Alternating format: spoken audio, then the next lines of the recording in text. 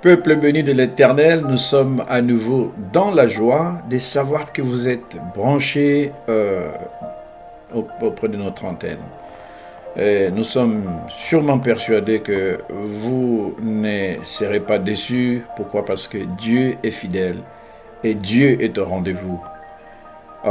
Nous sommes en train de rappeler également notre étude dont le thème est ainsi libellé « Dieu est capable de faire au-delà de ce que nous demandons et de ce que nous pensons. » Dieu est capable. C'est un Dieu qui est puissant. C'est un Dieu qui a du potentiel. Il est omnipotent. Et par son esprit, il agit en nous pour bouleverser l'histoire de l'humanité, l'histoire de la chrétienté, à cause de son esprit au-dedans de nous. Alors, aujourd'hui, sans beaucoup plus tarder, nous allons parler, comme je venais de vous l'annoncer tout à l'heure, là, que nous allons parler du lieu très saint. Comprenez que l'homme est tripartite, constitué du corps, de l'âme et de l'esprit. Le tabernacle également est aussi constitué de 3 parties. Le parvis, les lieux saints et les lieux très saints. Nous, en tant qu'enfants de Dieu, étant le temple du Saint-Esprit, nous sommes ce temple constitué de ces 3 parties. Donc, la première partie, le corps, l'équivalent du parvis. La deuxième partie qui est l'âme, l'équivalent du lieu saint. Et la troisième partie qui est l'équivalent de l'esprit, l'équivalent du lieu très saint. Aujourd'hui, nous sommes en train d'analyser, de faire une étude sur les lieux très saints. Alors, le lieu très saint, en d'autres termes, c'est le symbole du ministère du Saint-Esprit dans l'Église. Je répète, le lieu saint représente les ministères du Saint-Esprit dans l'Église. Les lieux saints aussi, comme je venais de vous le dire, c'est le domaine de l'âme. Donc, en d'autres termes, c'est la place de l'adoration. C'est-à-dire, c'est la place où, en tant qu'humains, nous dégageons les sentiments de grand amour, de respect et d'admiration, et voire même des passions à l'égard de Dieu. Dieu qui est défini par certains comme les sujets d'adoration. Et c'est Dieu, il est digne d'adoration. Mais l'âme de l'homme, ou le lieu très saint, c'est l'un des endroits où l'adoration se passe. Le deuxième élément qui se passe dans cet endroit qui est l'âme, c'est l'association. En d'autres termes, c'est là où nous sommes associés, liés en amitié ou en camaraderie d'égal à égal avec Dieu.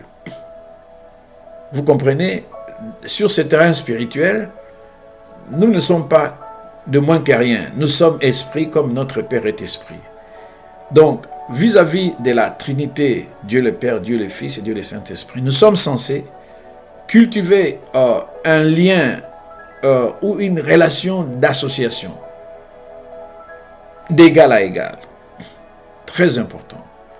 Parce que la même foi qui est auprès de Dieu le Père, Dieu le Fils, Dieu le Saint-Esprit, si nous voulons rentrer dans la présence de Dieu, nous avons besoin également de dire que nous partageons la même foi avec la Trinité divine. Ça, c'est très important à savoir. Et le troisième élément du lieu saint, c'est la révélation. Il y a l'adoration, l'association et il y a la révélation. Alors, donc j'aimerais seulement dire à quelqu'un, la révélation ou l'action de révéler, en d'autres termes, c'est l'action de faire connaître ou de mettre en lumière certaines informations orales ou écrites, ou peu importe, spirituelles, ou de faits nouveaux qui expliquent aujourd'hui des événements autrefois obscurs. C'est-à-dire, on est aujourd'hui, mais hier, on ne les connaissait pas. Mais comme ça, paf, nous prenons connaissance de ça. Ça, c'est même dans la vie de tous les jours, dans le monde dans lequel nous vivons, il y a des choses que hier on ne connaissait pas, mais de manière naturelle, juridique, de manière à faire des enquêtes, on arrive à mettre en lumière certains événements. Donc nous voyons par moments certains meurtres qui ont été perpétrés il y a une dizaine d'années, une vingtaine. Il n'y avait pas d'indice, aucun clou, pas d'indice du tout, mais avec des enquêtes DNA, avec tous les outils de police d'investigation, on arrive à établir, on arrive à retrouver les coupables. Hier, obscurs, aujourd'hui révélés. Alors maintenant, spirituellement parlant, nous pouvons dire que la révélation divine veut simplement dire la mise en lumière par Dieu au moyen du Saint-Esprit, où Dieu ou l'Éternel fait connaître surnaturellement. Ce n'est pas par des moyens des enquêtes ou les moyens naturels. Non, Dieu par l'Esprit fait connaître à l'homme surnaturellement sa pensée, ses plans, ce secret, lesquels, comme je viens de le dire, étaient autrefois naturellement ou ignorés, inconnus, cachés à celui-ci. En un mot donc, nous pouvons simplement dire, dans les lieux saints, là où se fait la révélation divine, c'est la manifestation directe et soudaine de la pensée et de la volonté de Dieu. Alors maintenant, lorsque vous rentrez dans cet espace, les lieux saints, vous allez trouver qu'il y a la table des pains de proposition. Il y avait 12 pains qui étaient gardés à cet endroit du tabernacle. Alors nous avons besoin de comprendre l'essence de ces pains. Vous voyez, ce sont des pains qui étaient exposés chaque semaine, on devait remplacer ces 12 pains par d'autres, donc les sacrificateurs, ils devaient s'en occuper. Ces pains-là, c'est le symbole de la parole de Dieu. Vous voyez?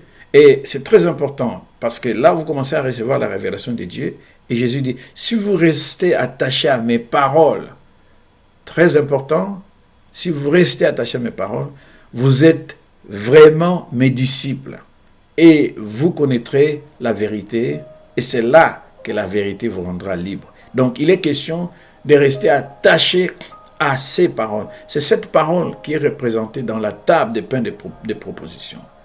C'est-à-dire, ce pain, c'est en d'autres termes le pain de vie, c'est le pain, en d'autres termes, c'est la manne qui est tombée dans le désert. Il est le symbole du corps pur à sacrifier, donc à donner un sacrifice pur, saint, sans tache, devant le Seigneur. Donc, c'est un sacrifice qui doit être vivant. Nous devons savoir qu'une fois de plus, le Seigneur va nous interpeller pour que nos corps soient réellement des sacrifices vivants. Très important. Vous voyez? Et ça représente également de la part du Maître cette révélation pour dire le pain qui est à la fois reconnu comme le corps de Christ en tant qu'homme et fils de l'homme. Non, je voulais parler du corps de Jésus quand il était sur terre en train de faire ce ministère. Il avait les corps et son nom s'appelait Jésus, donc les corps de Jésus. Donc, lorsqu'il exerçait son ministère terrestre, lors de sa première venue, il pouvait dire, Dieu, tu m'as donné un corps pour qu'avec ces corps, ô Dieu, je fasse ta volonté. Ça, c'est le corps de Jésus. Ce corps-là, il ne vient pas de la sémence de l'homme, c'est le Saint-Esprit dans la Vierge Marie. Et ce corps qui a connu une naissance naturelle, Dieu fait homme, la parole faite chair, d'où l'incarnation. Donc Dieu s'est incarné dans l'homme. Mais ce corps qui est sorti, c'est le corps de Jésus. Pourquoi? Pour le sacrifice. Vous voyez? Pourquoi ça? Parce qu'il était impossible que les sangs des boucs et des béliers, des taureaux, puissent ôter les péchés. C'est pourquoi Christ, entrant dans ce monde, il a pu déclarer ceci en disant, tu n'as voulu ni sacrifice, tu n'as voulu ni offrande, mais tu m'as formé un corps, le corps de Jésus. Et il rajoute en disant, tu n'as agréé ni holocauste, ni sacrifice pour le péché. C'est ce que Moïse et les sacrificateurs faisaient. Kidnapper, tuer tout le temps les holocaustes, les sacrifices, les béliers, les animaux, pour le péché.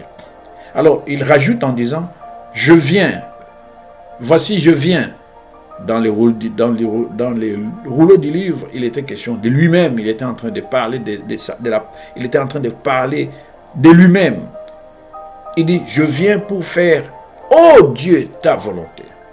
Après avoir dit d'abord, tu n'as voulu ni agréer, ni sacrifice, ni offrande, ni holocauste pour le péché. C'est le corps de Jésus. Alors, ce pain représente également, non pas seulement le corps de Jésus, mais représente le corps de Christ.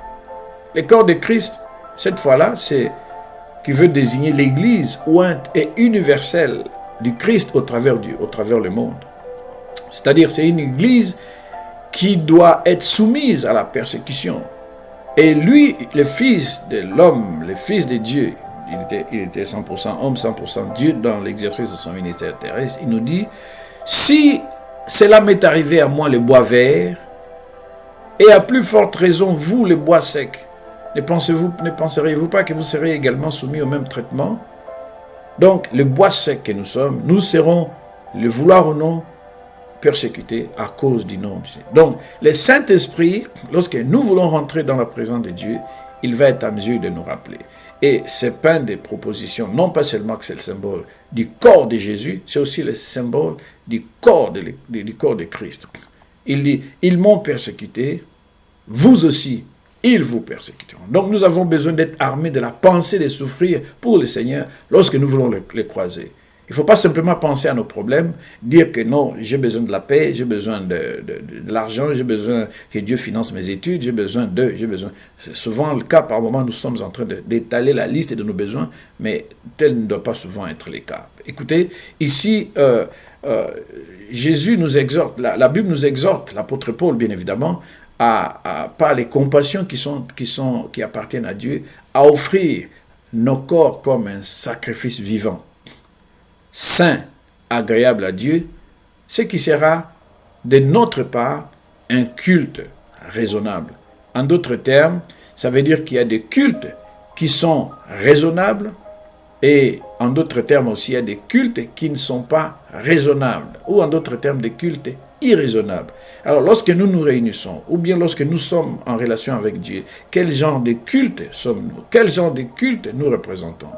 Vous voyez, donc l'offrande de notre corps doit être un culte raisonnable. Cela veut dire que si nous offrons nos corps comme sacrifice vivant, saint, agréable à Dieu, nous sommes en train d'honorer la Trinité divine. Nous honorons Dieu, son Fils, son Esprit. Nous récupérons l'image et l'identité perdue de Dieu afin de regagner sa présence, afin de regagner sa puissance, celle-là qui agissent, la puissance et la présence et la puissance qui agissent en nous. Donc quelqu'un me dira, mais c'est une bonne théorie, pasteur, mais comment concrètement je vais offrir mon corps en sacrifice? La réponse est simple. En plaçant toutes nos volontés, notre intellect et nos sentiments, les pensées de nos cœurs, les pensées de notre âme, les blessures intérieures de notre âme sur l'autel de Dieu. Nous avons besoin de placer cela sur l'autel de Dieu. En d'autres termes, en apprenant à mourir tous les jours.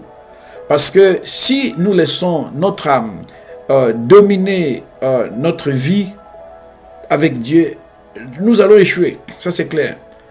Donc, nous comprenons, nous avons besoin de comprendre que lorsque nous devons apprendre à mourir, je ne suis pas en train de parler de d'un acte de violence physique et criminelle répréhensible par la loi, mais je suis en train de parler ici d'un meurtre, entre guillemets, spirituel, qui est admis par le Seigneur. Vous voyez? Il dit, c'est-à-dire, c'est la mort de soi, ou en d'autres termes, la mort en soi. C'est le port de sa croix. Il dit, si celui qui me suit ne meurt pas en lui-même et ne porte pas sa croix, il n'est pas digne de moi. Donc, nous avons besoin de mourir en nous, de porter la croix et de suivre le Maître. Donc ça, c'est un prérequis du disciple-là pour obtenir la vie éternelle. Et aussi, avant d'obtenir cette vie, pas la vie éternelle que nous avons en acceptant le Seigneur, parce que la vie éternelle, c'est vrai, c'est connaître toi, le vrai Dieu, c'est ça la vie, entre autres la définition de la vie éternelle, ou la vie dans l'au-delà. Nous avons besoin de comprendre qu'aujourd'hui, pendant que nous marchons avec le Seigneur, nous devons apprendre à mourir à nous-mêmes. Donc maintenant, quand il est question du chandelier d'or, je vous ai dit, la place du lieu saint, c'est la place là où il y a la révélation. Les chandeliers d'or, c'était cet instrument à sept branchements où il y avait des bougies qui s'allumaient de manière permanente. On y mettait de l'huile et la seule partie qui éclairait le tabernacle, c'est les chandeliers d'or. Le parvis était éclairé par le soleil du jour, mais tout le bâtiment intérieur était éclairé seulement à l'intérieur par les chandeliers d'or. C'est-à-dire, le Saint-Esprit a un travail énorme à jouer lorsque nous voulons évoluer avec le Seigneur dans notre marche et surtout dans la prière. Il doit illuminer notre esprit. Là, nous voyons la parole de Dieu différemment. Là, nous comprenons les choses de Dieu. Nous commençons à recevoir les révélations de Dieu différemment. Nous commençons, lorsque même nous avons commencé à adorer le Seigneur, nous sentons que nous ne sommes plus nous-mêmes, nous ne nous appartenons plus. Nous commençons à sentir qu'il y a quelque chose parce que nous sommes en train de mourir dans notre âme. Vous savez, qui suis-je? Moi, certains disent que nous sommes un esprit avec âme, avec une âme habitant dans un corps. Je leur donne du crédit par rapport à cette définition. Mais moi, je vais dire, moi, je suis dans mon âme, je réside dans mon âme, et l'Esprit de Dieu réside dans mon esprit, c'est-à-dire moi qui réside dans mon âme, l'Esprit de Dieu qui réside dans mon esprit. Les deux habitations se retrouvent dans mon corps. Vous voyez? C'est-à-dire, je suis une personne. Pourquoi je suis une personne? Pas parce que j'ai un corps, je suis une personne parce que j'ai une volonté, j'ai un intellect et j'ai aussi mes émotions. Et là, nous sommes au niveau de l'âme. Donc moi, j'habite dans ma personnalité, j'habite dans mon âme. Et Dieu, l'Esprit de Dieu plus mon esprit, c'est 1 plus 1 égale 1. L'Esprit de Dieu plus mon esprit, ça fait l'Esprit de Dieu. Mais en moi, vous voyez, cette tripartie se résume. Le corps qui est le parvis et l'âme qui est le lieu saint et l'esprit qui est le lieu se retrouvent dans cette enveloppe que nous portons, qui est la carapace humaine. Mais nous avons besoin de comprendre, lorsque nous arrivons à ce niveau, notre intelligence doit être renouvelée. Pourquoi? Parce que Jésus est la lumière du monde. Et nous avons besoin en ce moment d'avoir les sentiments qui étaient en Christ, les sentiments qui étaient en Jésus. Et ça, c'est très important à savoir. Je vais vous donner une pause et je vais vous permettre de respirer un petit coup. Et après quoi, nous reviendrons pour parler de ce que nous sommes censés connaître. Quelles sont les clés que nous devons utiliser lorsque nous sommes au lieu saint? Quelles sont les clés que nous sommes censés utiliser pour maximiser nos chances d'obtenir ce que Dieu, parce que Dieu donne au-delà de ce que nous demandons et au-delà de ce que nous pensons. Comment arriver à obtenir au-delà de ce que nous demandons et au-delà de ce que nous pensons? Donc, branchez-vous et je vous garantis que vous serez encore richement bénis. Et je vous donne une pause pour le café et après quoi, on va continuer. Merci beaucoup et à très bientôt.